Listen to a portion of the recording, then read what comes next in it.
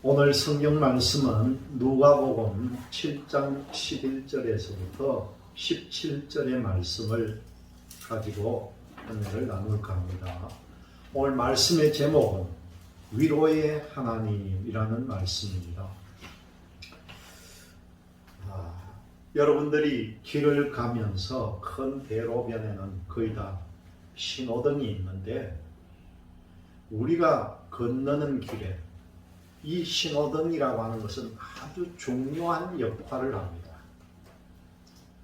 신호가 바뀌어야만이 우리가 건너갈 수가 있다는 거죠. 만약에 그런 약속이 없다면 많은 사고가 일어날 것입니다. 그 중에서도요, 빨간색 신호는 특별히 그 색깔의 파장이 길어가지고 먼 곳에서도 다른 색깔은 잘 안 보여도 빨간색은 잘 보인다는 겁니다. 뚜렷하게 눈에 잘 들어온다는 거죠. 그리고 이 빨간색은 생명인 사람도 빨간색은 선택을 하고 구분할 수가 있답니다.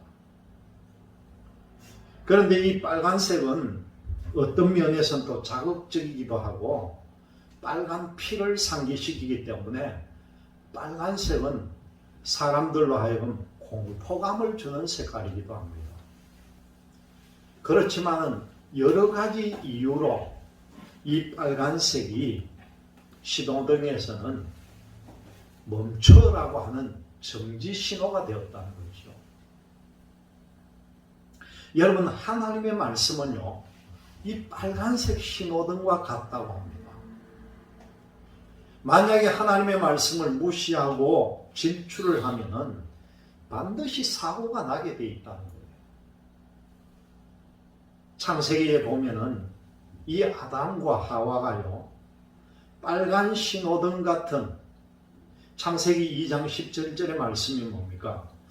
선악을 알게 하는 나무의 열매는 먹지 말라. 네가 먹는 날에는 반드시 죽으리라. 그렇게 말씀합니다. 그냥 죽으리라가 아니라 하나님께서 반드시 죽는다고 했죠. 그런데 이 말씀을 무시하고 그냥 빨간 신호를 줬는데도 질주를 했다는 겁니다. 결과 어떻게 되었습니까? 생명나무의 열매를 영원히 먹지 못하고 결과는 죽음을 맞이하게 되고 또 땅은 저주를 받아가지고 가시던 풀과 엉겅퀴만 자랐다. 그렇게 말씀에 나옵니다. 평생 동안 수고해야만이 노동의 소산을 먹을 수 있게끔 인생이 변화가 됐다는 거예요. 또 아간이라고 하는 사람이 어떻게 했습니까? 여호와께 바친 물건을 훔쳤다는 죄로 인해서 돌에 맞아 죽는 사건이 생깁니다. 그리고 성성장구 싸움에서 이기던 이 이스라엘 백성이 아이성을 칠 때에 패배하는 원인이 이 아간의 범죄로 인해서 승리하지 못한 역사가 생겼죠. 그리고 또 아론의 아들이었던 이 나답, 그리고 이 제사장이었던 나답과 아비후도요, 하나님의 말씀을 가볍게 여기다가 죽었다는 겁니다. 하나님께서 명령하지 않은 다른 그런 불로서 이 하나님께 제사를 드릴 때에 이 나답은 어떻게 됐습니까? 돌에 맞아 죽게 되었습니다. 로마서 6장 23절을 보면은 뭐라고 합니까? 죄의 삭선, 사망이다. 그렇게 나옵니다. 이 성경은요, 창세기부터 요한계시록까지 모든 인간은 죄와 허물로 죽었다고 증거하고 있습니다. 죽음은 어떤 사람도 피할 수가 없다는 거예요. 그렇다면은 누가 이 죽음과 죽음 이후의 심판을 해결할 수가 있겠습니까? 그것은 오직 예수 그리스도만이 해결할 수가 있다는 거예요. 주님은 십자가에서 인간의 죄를 대속하심으로 그 죽음을 해결하시고 하나님의 심판에서 의롭다 하심을 얻게 되었습니다. 오늘 이 본문의 말씀을 보면은요, 예수님께서 나인이라고 하는 성읍에 가시다가 그 성문에서 죽은 사람의 관을 메고 나오는 사람들과 마주치게 됩니다. 보통 보면은 장례 행렬이야 종종 볼 수가 있지만은 이 같은 경우에는 조금은 달랐다는 거예요. 상주가 보니까 과부고요. 죽은 사람은 누구냐고 보니까 이 과부의 하나뿐인 외아들이라는 겁니다.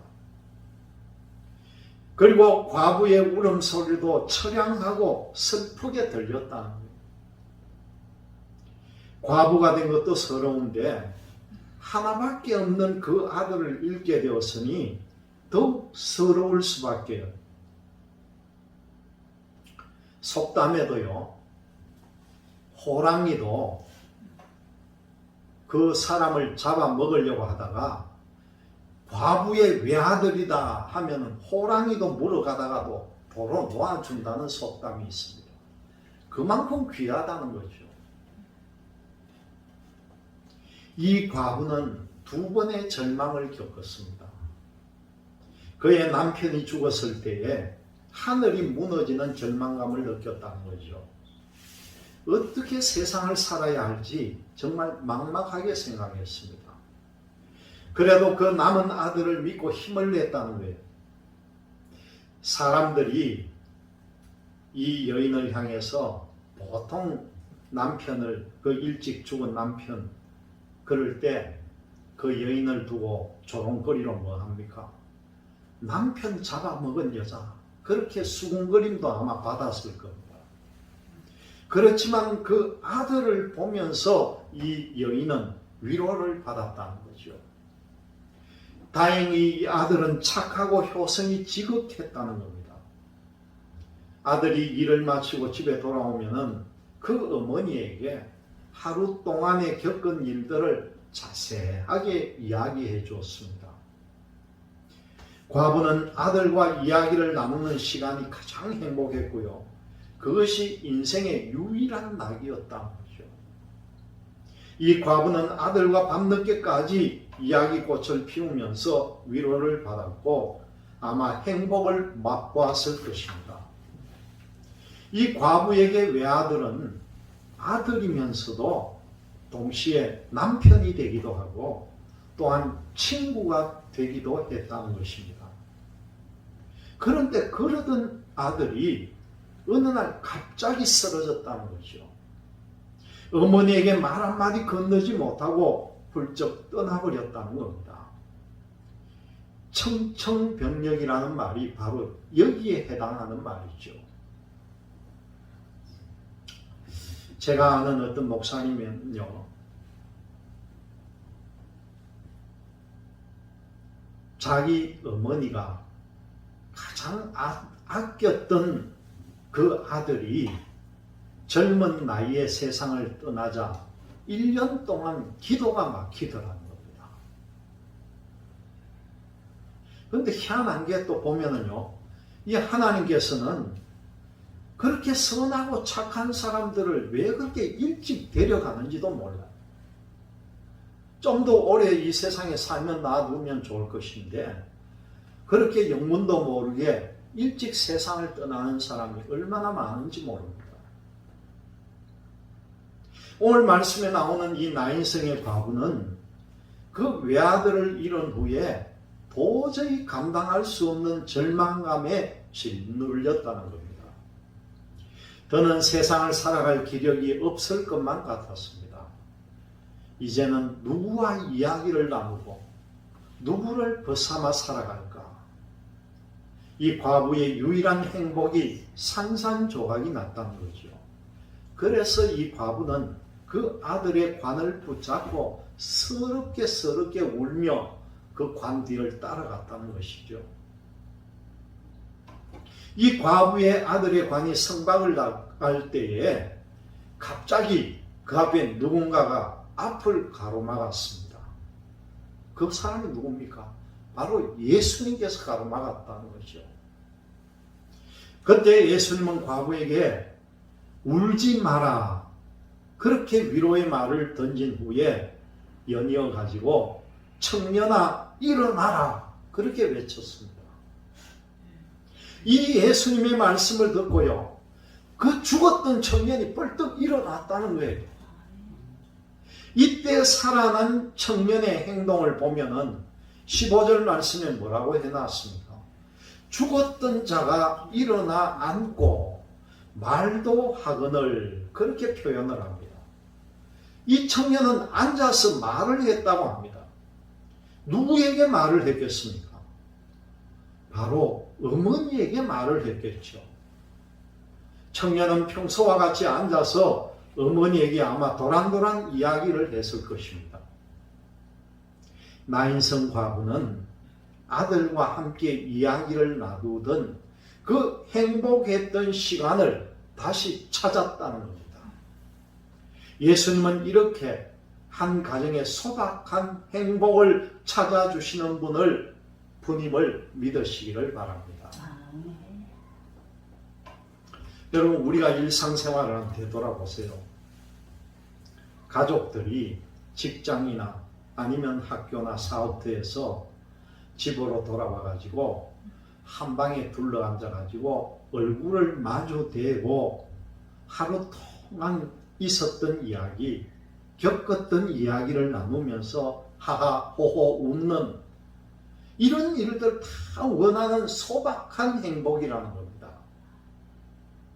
예수님께서는 이런 소박한 꿈을 되찾게 해주시는 분이라는 거죠. 오늘 이 본문에서 예수님은 나인성 과부의 죽은 아들 시체가 들어있는 관에 손을 댔다, 그렇게 말씀에 나옵니다. 그때 상년은 멈춰 섰다는 거죠. 그 죽은 청년이 예수님의 음성을 들었습니다.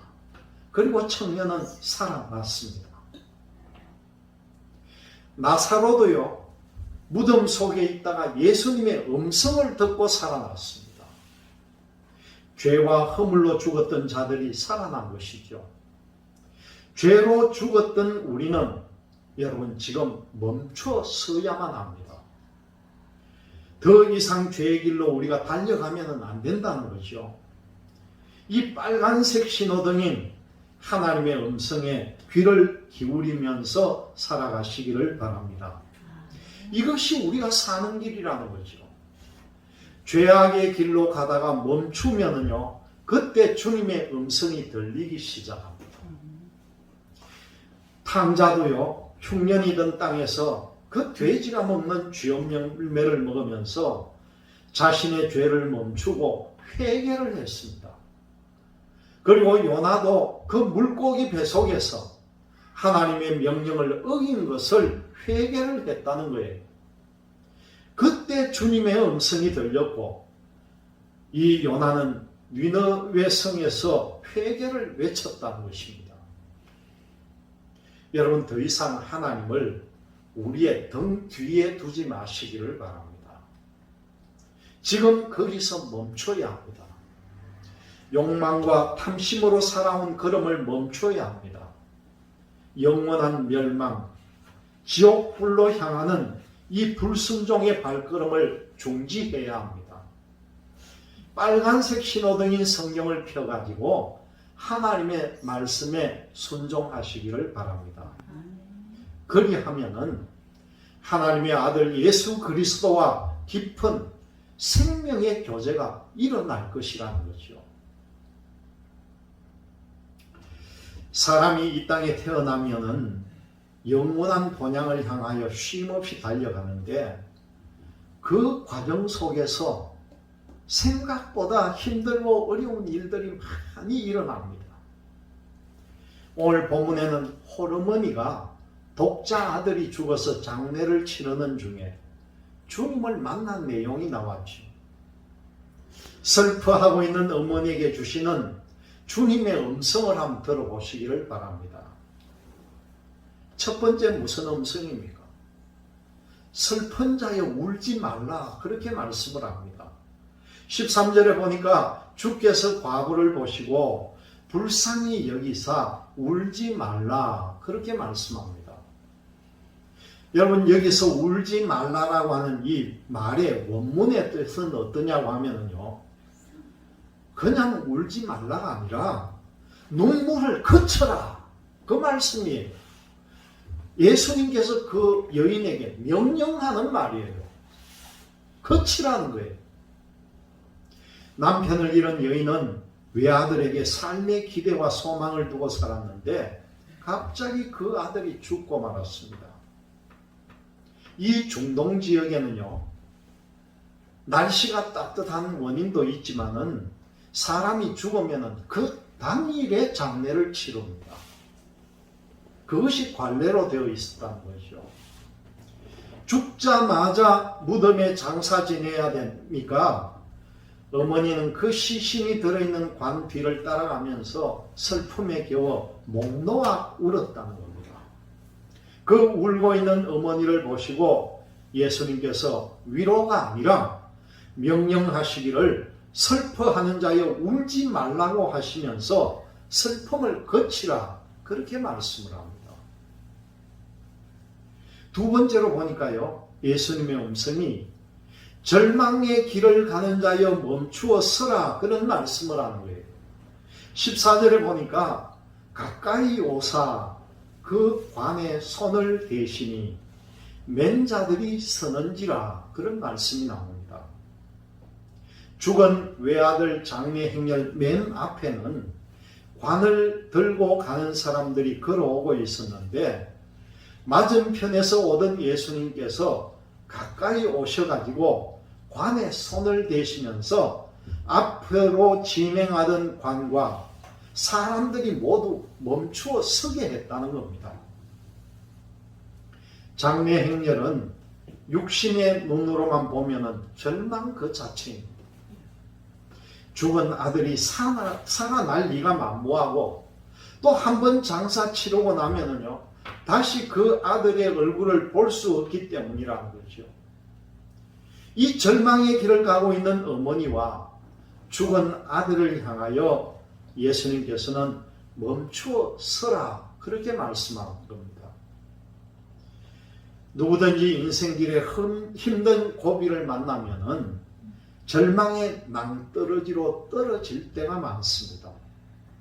그러나 우리 주님께서는 그 절망을 멈추게 하시고 기쁨으로 바꾸시는 분이라는 것을 기억하시기를 바랍니다. 세 번째로 보니까요, 주님의 음성이 어미야 아들을 받아라, 그렇게 말씀하는 겁니다. 15절 말씀에 보니까 죽었던 자가 일어나 앉고 말도 하거늘 예수께서 그를 어미에게 주셨다, 그렇게 말씀합니다. 주님이 관에 손을 대시고 모든 행렬을 멈추어 서게 한 다음에 청년아 내가 네게 말하노니 일어나라 하시니 죽은 자가 일어나 앉아서 말까지 했다는 거죠. 여러분, 이 상황을 한번 생각해 보세요. 예수님께서 울고 있던 어미에게 살아난 아들을 넘겨줬습니다. 아마 그때 상황을 추측을 해볼 때에 그 어미의 손을 끌어다가 아들의 손을 같이 잡혀주면서 아마 예수님께서 어미야 아들이 살아났느니라 네 아들을 받아라, 그렇게 말씀하셨을 것입니다. 죽은 자식을 살려서 통곡하던 어미에게 안겨다 준 것은 은혜요, 감격이요, 기적이라는 겁니다. 예수님께서는 우리에게 구원의 선물을 주셨고 인생길 고비마다 믿음으로 살고 기도하는 성도들에게요, 생각지도 않은 선물을 주시는 분이 바로 예수님이시라는 겁니다. 통곡하는 어머니에게 죽은 아들을 살려서 품에 안겨주신 주님은요, 우리의 고난과 슬픔을 바꾸어서 기쁨과 춤이 되게 하시고, 주님을 향한 삶에 따르는 여러 가지 고통과 아픔을요, 상급으로 갚아주시고, 영원히 감격하고 감사하는 은혜를 우리에게 내려주실 것입니다. 여러분, 오늘 말씀을 통해 알게 되는 것은, 살아난 것은 천년만 살아난 것이 아니라는 거예요. 그 의미가 되는 과부도 다시 살아났고요. 그 장례가 이루어졌던 나인성이라고 하는 도시도 다시 살아났다는 거예요. 예수님께서 정말 살리고자 한 것은 이 사건을 접하며 보는 우리 모두의 생명이라는 것을 알아야 합니다. 죽음의 질서에 종살이하는 우리 모두를 다시 일으켜 세우시고 있다는 것을 알아야 합니다. 생명을 살리는 일을 위해서 세상과 다르게 행동하고, 또 다르게 말하고, 또 다르게 판단하고, 또 다르게 살라고 하는 그 생명의 길로 한 발짝씩 더 나아가는 우리 모두가 되시기를 주님의 이름으로 기원드립니다. 아멘.